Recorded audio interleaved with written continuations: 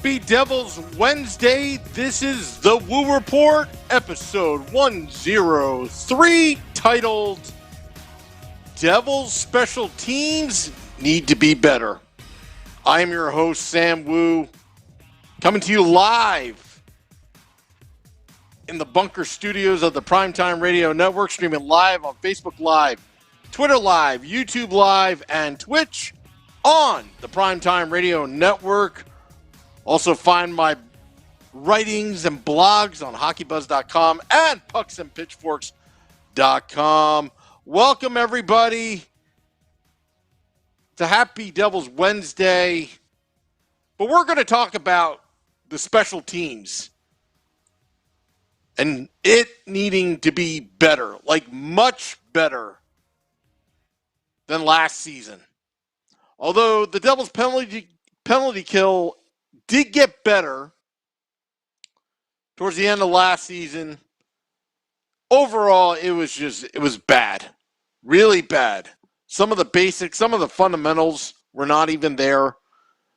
And Lindy Ruff, in his defense, was handed a team end of December, and after a 9.5-month layoff, new players, new faces, Mark Recchi in his first year as Devils assistant coach. The stuff takes time, and they barely had any practice time with COVID hitting, 16-day layoff to start the season practically after having some success in the beginning. But Mackenzie Blackwood was one of the first to go out with COVID. Even he admitted that he didn't really feel right till towards the end of the season. But needless to say, the Devils special teams need to be better, especially if they want to progress in their rebuild, the long-lasting, forever rebuild, excuse me, of the New Jersey Devils. If you want to make the playoffs, there are certain things that you need to do fundamentally in order to get there. And it'd be easy for me to say, hey, the Devils just need to play better. They need to do more than that. And let's get in the details, because let's start with the defense. Let's start with the penalty kill. Penalty kill last season, like I said, did improve towards the end of the season, was somewhere around 70 to 71% success rate. That's unacceptable. I mean, at one point, I think they were at 41% success rate of killing. Taking bad penalties is one thing, but you still need to have a good penalty kill, because it does a variety of things. It stops the momentum of the opposing team. It can change the dynamics of a game. It's a difference between one goal win or losing the game. But I think both the penalty kill and power play, I think one of the biggest issues was face-offs. You got to win your face-offs. You want to control the tempo on the penalty kill and power play. You want to control the time of possession. Time of possession. You want to eat that clock if you're on the penalty kill. You want to hold the puck in the offensive zone on the power play. Michael Hay writes, hello, long time. Does Blake Coleman have brothers? I love the Devils. Well, we love the Devils too, but right now I'm not liking their special teams, and they need to be better. And look, let's look at the acquisitions. Dougie Hamilton, size, leadership on the blue line. Ryan Graves, Christian Jaros. Look, this takes the heat off of PK Subban. Again, this is another podcast for another day. Is PK Subban going to be around, sticking around with the New Jersey Devils? Some rumors floating around. by Jimmy Murphy of Boston Hockey Now. Could he go to Toronto or Boston? Who really knows? But the Devils aren't desperate right now to trade unless another team makes a substantial offer for PK Subban. But right now, PK Subban's on the team, and the heat is off of him. He doesn't have to be the guy. He could be an added benefit, added complement to this blue line, the Devils' blue line. But last season, I'll tell you, the penalty kill, they were in the beginning, they were out of position. And hopefully this is corrected permanently. Towards the end of the season, we talked about the NFZ, the no fun zone. Well, they were making sure nobody was having fun in front of Mackenzie Blackwood, in front of the crease, leaving them unintended. I remember against the Capitals watching Alexander Ovechkin. Just waltz right in. Not a big deal. It's not like he hasn't scored any goals in the NHL. It doesn't matter who you leave in front of the crease. You talk about high danger chances. That needs to be addressed. And they did, but let's see them improve on it, especially with their size and speed, with their two big defensemen that they got this past offseason. Denny writes, we're not tough enough. Well, yeah. Good teams know how to muck it up without drawing a penalty, without getting a penalty. And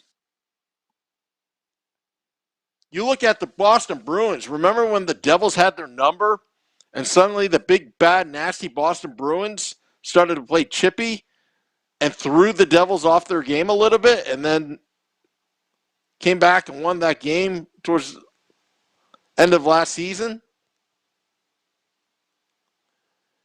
You got to get nasty. Remember Scott Stevens and Ken Danico, even Scott Niedermayer. You got to get nasty. You got to get a mean streak down in the defensive zone, especially on the penalty kill. You have to establish, good teams, you have to establish a physical presence as well on the penalty kill. And also, none of the standing around. I'm not saying get yourself out of position. No. There needs to be disruption. The passing lanes need to be closed off. You have to make it hard for the opposing team to establish offensively in your own zone during the penalty kill. You got to get your sticks out. You got to be in position. Your body position is important. You also got to make sure that you're not screening your own goalie. And that happened a lot after losing the faceoff in your own zone on the penalty kill. And then eventually your defense gets tired, and then if the team scores, then suddenly it's a psychological thing. It's pretty upsetting when the other team scores after working so hard in your defensive zone. And blocking shots, closing down those lanes. Not, with Mackenzie Blackwood, Ryan Graves, Dougie Hamilton, I will even put Severson and Subban, and these guys are big guys. There should be nothing to look at on the penalty kill.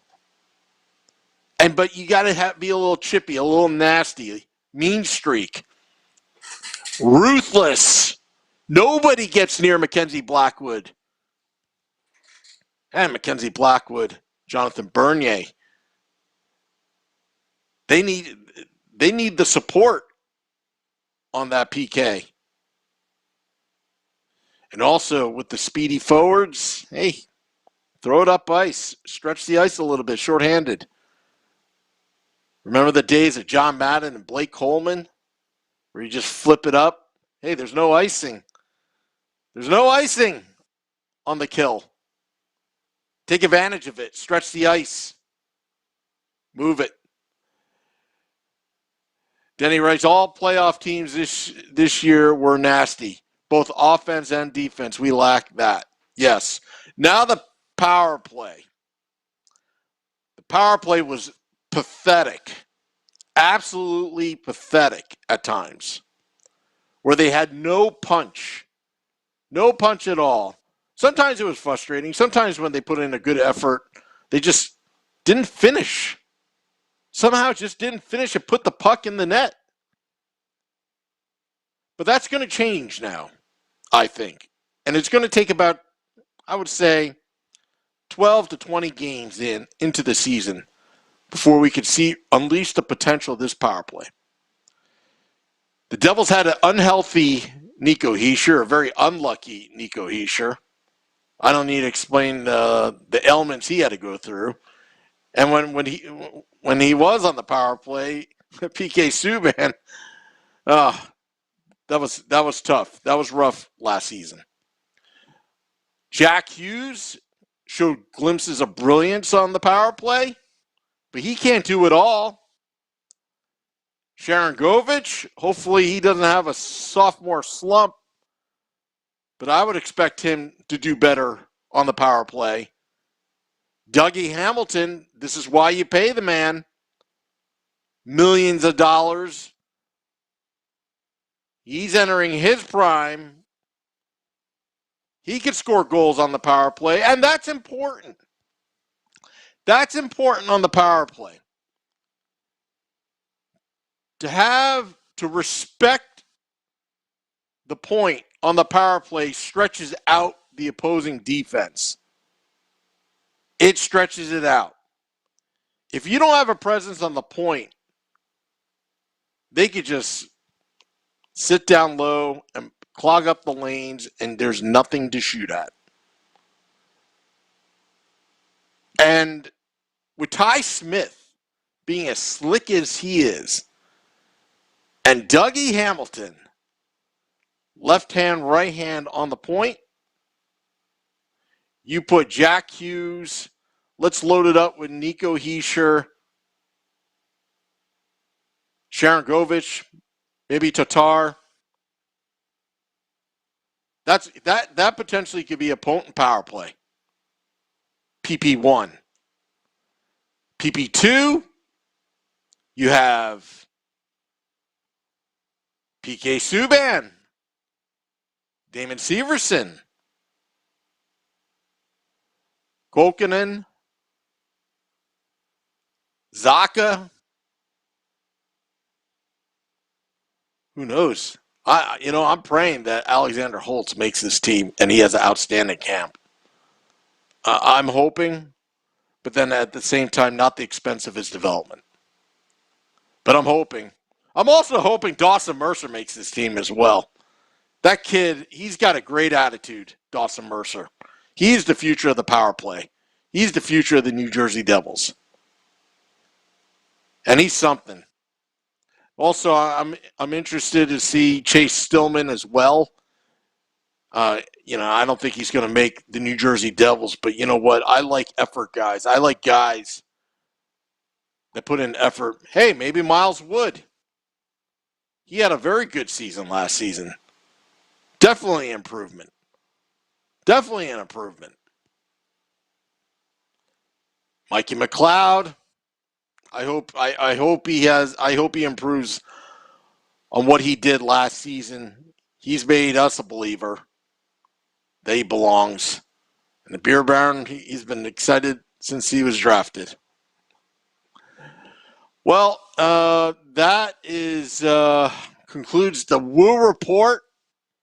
But I do want to say, and I want to get this out there, our good friend of the podcast, Arlette, is celebrating her 50th birthday at the Stagehouse Tavern in Mountainside, New Jersey, Friday, September 24th, between 8 p.m. to midnight. Special performance by Arlette and her girls, the girls, her band. Also, NJ Devil, the mascot, and the Woo crew, no relation to me, will be there. So wear your Devils attire at the Stagehouse Tavern, Mountainside, New Jersey on September 24th, 8 p.m. to 12 a.m., midnight. And I and the podcast will be there. I think Organist Pete will be there with his wife, his lovely wife. Kind of pre-gaming what's going on. Also, don't forget, September 17th and 19th, the Devil's Prospect Challenge. We'll be covering that live before and after the game. Should be fun. We're going to tune up for Season 5. We're going to have new things. Let's Go Devils Game Day Live pre-game destination. When you're driving to the game or right before the road game, you listen to us live on your phone. Also, we'll get the audio stream. We abandoned that for a few years, but we're going to bring it back. The live audio stream so you don't watch us when you're driving. That'd be dangerous. Unless you have an autonomous vehicle, which someday will happen. Also, we'll be at Todd's Lounge 973. Opening day, October 15th. That's going to be fun. That's going to have a lot of hoopla. We're going to have some great guests this season. Also, Let's Go Devils post-game live. Scotty and I recapping the games. It's going to be a fun Let's Go Devils podcast season. Also, I've gotten some messages. We're all waiting. Who's going to be the next Devils PA announcer? The Devils haven't announced the 10 finalists. I put my hat in the ring. I'm crossing my fingers. There are rumors out there that it's already mine. That is not true. I want to dispel that. That didn't come from me. I've had a couple people ask me if I was already a shoo-in. Nope. I'm just like everyone else. I did a demo. I sent in my resume. I told them who I am. I'm just praying that I can make the top 10 so I can represent you, the Devils fan, as the next Devils PA announcer. And now, here they are, your New Jersey Devils. I think you will love this. Goal scored by number 7, Dougie the Taylor Hamilton. Assisted by number 33, Ryan Graves. And number 13, Nico Hischier. That'd be awesome. Living a dream. It's kind of like Charlie Bucket and the Golden Ticket. Remember that scene where there was a fake golden ticket and he thought he lost and he goes home crying and then Grandpa Joe says, don't tell him in the morning. Let him dream one more night.